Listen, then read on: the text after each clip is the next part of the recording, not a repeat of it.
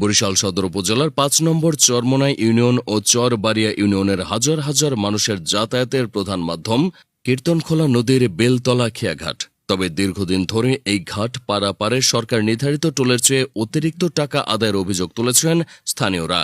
ভুক্তভোগীদের দাবি, জনপ্রতি যেখানে ৪ টাকা ভাড়া নির্ধারিত আছে সেখানে ৫ টাকা করে আদায় করা হচ্ছে। এমনকি ব্যাগ বা মালামাল থাকলেও নেওয়া হচ্ছে অতিরিক্ত অর্থ।